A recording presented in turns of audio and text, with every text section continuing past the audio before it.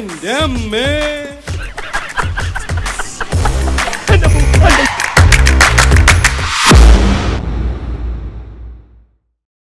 ആ ലോട്ടറി ടിക്കറ്റും വിറ്റ് കിടന്നപ്പോ മനസ്സിന് കുറച്ച് സമാധാനങ്ങളും ഉണ്ടായിരുന്നു. ഇവിടെ വന്നപ്പോ അതും പോയി.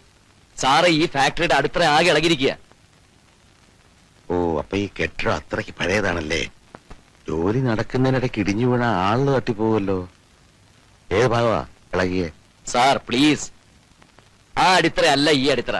ഞാൻ ഉദ്ദേശിച്ചേ സാമ്പത്തിക അടിത്തറയാ. ബാങ്കിലാകെ കടം, കമ്പനി ഓടിയില്ല ഓടുന്നു. ഇതുപോലെ മുങ്ങിക്കൊണ്ടിരിക്കുന്ന ഒരു കപ്പലിലേക്ക് സാർ എന്തിനാ എന്നെ വലിച്ചു കയറ്റിയത്? തെളിച്ചു പറ. ബാലൻസ് ഷീറ്റ് ഒന്നും സാർ നോക്കാറില്ലേ? ലക്ഷക്കണക്കിന് രൂപയുടെ ഡെഫിസിറ്റ് ഉണ്ട്. ധാരാളം റോ മെറ്റീരിയൽസ് പർച്ചേസ് ചെയ്തായിട്ട് കണക്കിൽ കാണാം. പക്ഷെ ഫിനിഷ്ഡ് പ്രോഡക്ട്സ് എവിടെ? എക്സ്പോർട്ട് ചെയ്തോ? എങ്കിൽ അതിനുള്ള രേഖ എവിടെ? എനിക്കൊന്നും മനസ്സിലാകുന്നില്ല. പിന്നെ സാർ എന്ത് മേൽനോട്ട് അവിടെ നടത്തുന്നത്? വന്നേ കാണിച്ചു തരാം. വാ. മീര മോഹൻദാസിന് ഒരു രജിസ്റ്റേർഡ് ലെറ്റർ വന്നിട്ടുണ്ട്. മീര മോഹൻദാസ്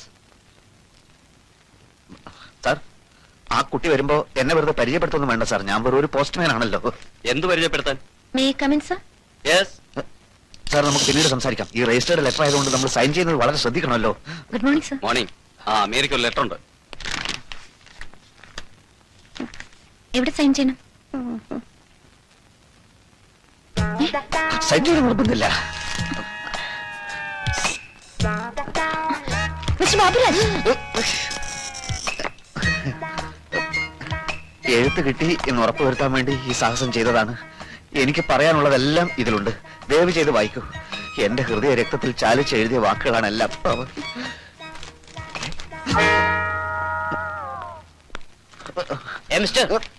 നിങ്ങൾക്ക് കത്തൊന്നുമില്ല. അടിയോടിയുടെ ഭാര്യയ്ക്ക് കിട്ടിയ കത്തിലെ അതേ കയ്യേഷം തന്നെയാ ഇതിലും. ആണോ? അപ്പൊ അവൻ തലങ്ങും വിലങ്ങും ലവ് ലെറ്റർ എഴുതി വിടുകയാണോ? മുത്തച്ഛ, ഇവൻ അടിയല്ലാതെ വേറെ മരുന്നില്ല. വേറെ മരുന്ന് നമുക്ക് കണ്ടുപിടിക്കാം. അങ്കിളല്ലേ പറഞ്ഞത് ആ കത്തില് നിറച്ച് കോടതി ഭാഷയാണെന്ന്? ആയിരുന്നു. എനിക്ക് തോന്നുന്നത് ആ കത്ത് വക്കീല് പറഞ്ഞു കൊടുത്തിട്ട് ബാബുരാജ് എഴുതി. ഈ കത്ത് ബാബുരാജ് തനിച്ചെഴുതി. ഇതിൽ കോടതി ഭാഷയില്ല.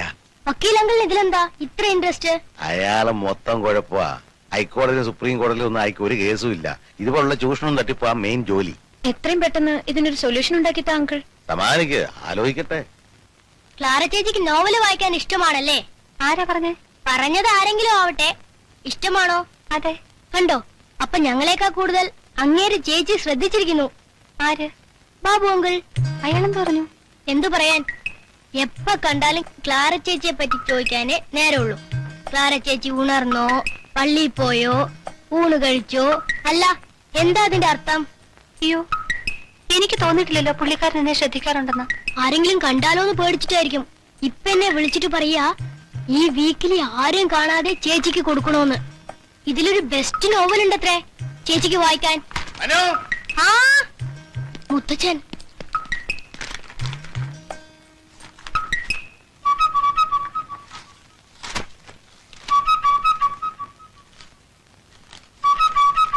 എന്റെ പ്രിയപ്പെട്ടവളെ, അരുത്, കളയരുത്, മുഴുവനും വായിക്കൂ. ഞാൻ ആദ്യം അയച്ച കത്ത് മേൽവിലാസം തെറ്റി. പല അപകടങ്ങളും ഉണ്ടായി. അതിലെ വരികൾ ഞാനിവിടെ ആവർത്തിക്കുന്നില്ല. ഒന്ന് മാത്രം ഞാൻ വെളിപ്പെടുത്തുന്നു. യഥാർത്ഥ സ്നേഹബന്ധത്തെ തോൽപ്പിക്കാൻ ഈ നാട്ടിലെ പോലീസിനോ ഭരണകൂടത്തിനോ കഴിയുകയില്ല. ഈ ഇന്ത്യ മഹാരാജ്യത്തെ ഞാൻ സ്നേഹിക്കുന്നത് കുട്ടിയുടെ ഈ മാതൃരാജ്യം ഇന്ത്യ ആയതുകൊണ്ടാണ്. കൂടുതൽ എഴുതാൻ എനിക്ക് വാക്കുകൾ കിട്ടുന്നില്ല. ഒരേ ഒരു അപേക്ഷ മാത്രം. എന്നെ അല്പമെങ്കിലും സ്നേഹിക്കുന്നുവെങ്കിൽ എല്ലാം തുറന്നു സംസാരിക്കാൻ ഇന്ന് രാത്രിയിൽ തന്നെ ഒരു അവസരം ഉണ്ടാക്കും. സ്വന്തം ബാബുവേട്ടൻ.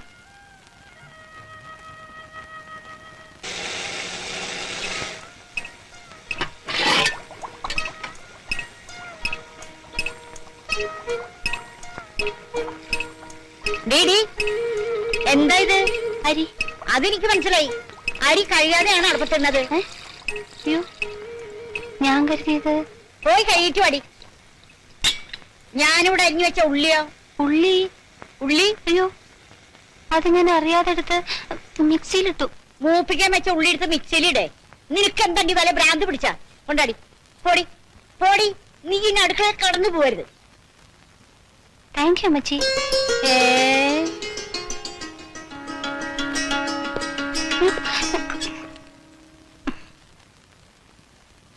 നോവല് വായിച്ചു. മുഴുവനും വായിച്ചു. ഏ?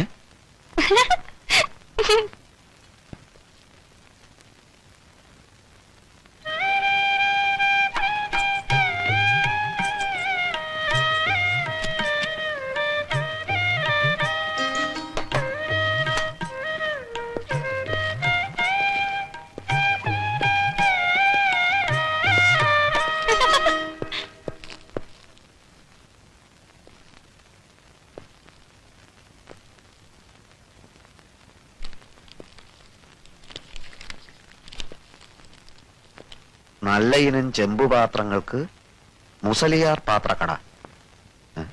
എനിക്കതിനെ ചെമ്പുപാത്രം എഴുത്ത് കിട്ടി. എല്ലാവരും ഉറങ്ങിക്കഴിഞ്ഞതിന് ശേഷം അടുക്കള ജനാലക്കൽ വരുമോ? സംസാരിക്കാം. ഒരു പെൺകുട്ടിയുടെ ചിരി കേട്ടല്ലോ ഇവിടെ. നീര വീണച്ചാ. അയ്യോ വീണോ? എന്നിട്ട് എന്തെങ്കിലും പറ്റിയ കുട്ടിക്ക്? എന്റെ എഴുത്തിൽ അവൾ വീണെന്നാ ഞാൻ പറഞ്ഞത്. ആഹാ. ഇതാ നോക്ക്. എങ്ങനെ ഇനിയെല്ലാം വെടിയും തീയും പോലെ സംഭവിക്കും. എല്ലാവരും ഉറങ്ങിക്കഴിഞ്ഞതിന് ശേഷം അടുക്കള ജനാലക്കൽ. എന്തിനാണാവോ സംസാരത്തിന് അടുക്കള ജനാല തിരഞ്ഞെടുത്തത്? എടാ മണ്ട, അവളുടെ മുറിയിലാകുമ്പോ മറ്റു പിള്ളേർ അറിയില്ലേ? എനിക്ക് തോന്നുന്നത് കുഞ്ഞമ്മയുടെ സപ്പോർട്ട് ഉണ്ടാവും ഈ പരിപാടിക്കെന്ന. വലിയ വീട്ടിലെ പെൺപിള്ളേരുടെ പ്രേമത്തിന് എപ്പോഴും ഒത്താശ ചെയ്തു കൊടുക്കുന്നത് അവിടുത്തെ വേലക്കാരികളായിരിക്കും. ഓഹോ, ഓ എത്രയും പെട്ടെന്ന് രാത്രിയായ മതിയായിരുന്നു.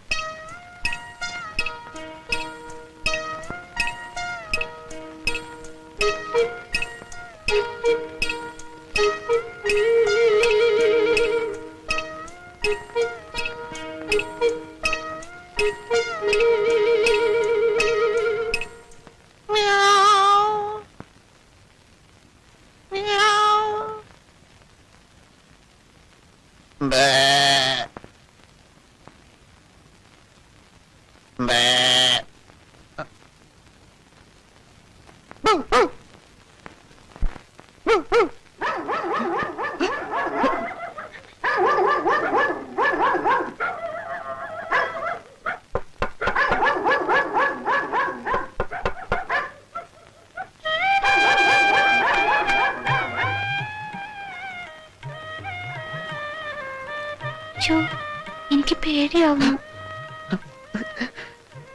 ഇത് ഞാനല്ലേ? ബാബുവേട്ടനല്ലേ? ആദ്യം പൂച്ച കരഞ്ഞതും ബാബുവേട്ടനായിരുന്നോ? അതെ, ആട് കരഞ്ഞതും പട്ടി കുരച്ചതും ഒക്കെ ഞാൻ തന്നെയാ. എനിക്ക് 20 മൃഗങ്ങളുടെയും 19 പക്ഷികളുടെയും ശബ്ദം ഉണ്ടാക്കാൻ അറിയാം. അപ്പൊ ആള് ഭയങ്കര മിമിക്രിക്കാരനാണല്ലോ. മിമിക്രി ഇഷ്ടാണോ? പിന്നെ ഭയങ്കര ഇഷ്ടാ. എന്റെ ഭാഗ്യം.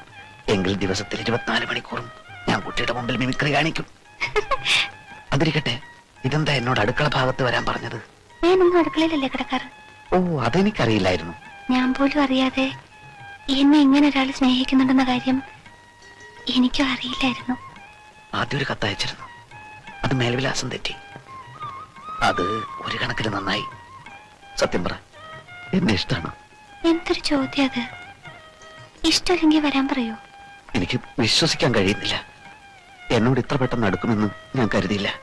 എനിക്ക് വിശ്വസിക്കാൻ പറ്റാത്തത്. ബാബുവേട്ടനെ ഇഷ്ടപ്പെടാതിരിക്കാൻ മാത്രം ഞാൻ അത്ര വലിയ ആളാണോ?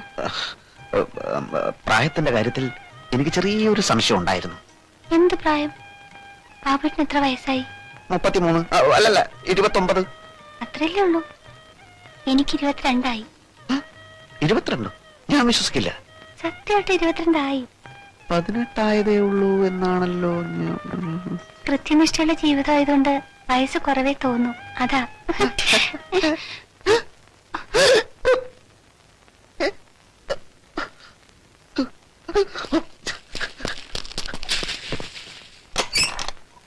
എന്തായി? ആകെ കുളമായി. പിന്നെ കുളത്തിൽ വീണോ? ഇതിലും ഭേദം കുളത്തിൽ വീഴുന്നതായിരുന്നു. ക്ലാരെ, എല്ലാം ഒരു തെറ്റിദ്ധാരണ കൊണ്ട് സംഭവിച്ചതാണ്. തെറ്റിദ്ധരിച്ച ഞാനാ. അമ്മച്ചി പറഞ്ഞപ്പോഴാ ആ തെറ്റിദ്ധാരണ മാറിയത്. അമ്മച്ചി എന്ത് പറഞ്ഞു? നിങ്ങളുടെ ഉദ്ദേശം എന്തായിരുന്നെന്ന് പറഞ്ഞു. ഞാൻ അത് ഒന്നും ഉദ്ദേശിച്ചില്ല. എനിക്ക് മനസ്സിലായി. പക്ഷെ നിങ്ങൾക്ക് ആള് തെറ്റിപ്പോയി. അതെ, ആള് തെറ്റിപ്പോയതാണ് ആകെ പ്രശ്നമായത്. നിങ്ങളൊക്കെ വലിയ വലിയ ആളുകള്. ഞങ്ങളെ പോലുള്ള പാവങ്ങളുടെ മനസ്സിലിട്ട് കുത്താനും മുറിവേൽപ്പിക്കാനും നിങ്ങൾക്കൊന്നും ഒരു മടിയുമില്ല. എന്റെ കുട്ടി, ഞാൻ നിങ്ങളുടെ കുട്ടിയൊന്നുമല്ല. കുട്ടി ആരുടെ കുട്ടിയാണെന്ന് എനിക്കറിയണ്ട. ഞാനാ മണ്ടി. നിങ്ങളുടെ കത്തിലെ വാക്കുകളെല്ലാം ഞാൻ അതേപടി വിശ്വസിച്ചു. ഒരു അടുക്കളക്കാരിയുടെ മകളാണ് ഞാനെന്ന് ഓർമ്മിച്ചില്ല. ചേച്ചേ, കരയാതിരിക്കൂ, കരയാതിരിക്കൂ. നിങ്ങൾ എന്റെ മനസ്സ് നോവിച്ചു. അമ്മച്ചി എന്റെ മേലും നോവിച്ചു. ഇതുണ്ടോ ചട്ടിയും പഠിപ്പിച്ച് പൊള്ളിച്ചതാ. ഞാൻ കുട്ടിയുടെ അമ്മച്ചി വിചാരിക്കുന്ന പോലെ അത്ര വൃത്തികെട്ടവനല്ല. നേര് പറ, എന്നെ ചതിക്കാനായിരുന്നില്ലേ ഇതൊക്കെ? നേര് പറഞ്ഞാൽ ചതിക്കപ്പെട്ടത് ഞാനാണ്. ഇനി അതൊന്നും പറഞ്ഞിട്ട് കാര്യമില്ല. വക്കീലിന്റെ എഴുത്തുണ്ട്. ആ, കോടതിയിൽ നിന്നായിരിക്കും. ഇനി അങ്ങോട്ട് ചെല്ലേണ്ടെന്നുള്ള അറിയിപ്പായിരിക്കും.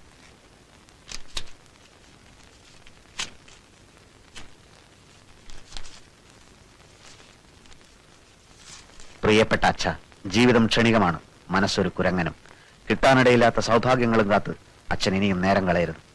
മീരയെ കിട്ടിയില്ല, പക്ഷെ ക്ലാരയെ കിട്ടി. അതെ, അടുക്കളക്കാരി കുഞ്ഞമ്മയുടെ മകൾ ക്ലാരയുമായി തൽക്കാലം ഞാൻ മുങ്ങുകയാണ്. ക്ലാരയ്ക്കൊരു നിർബന്ധമേ ഉണ്ടായിരുന്നുള്ളൂ, ഞാൻ പേര് മാറ്റി ഒരു ക്രിസ്ത്യാനി ആവണമെന്ന്.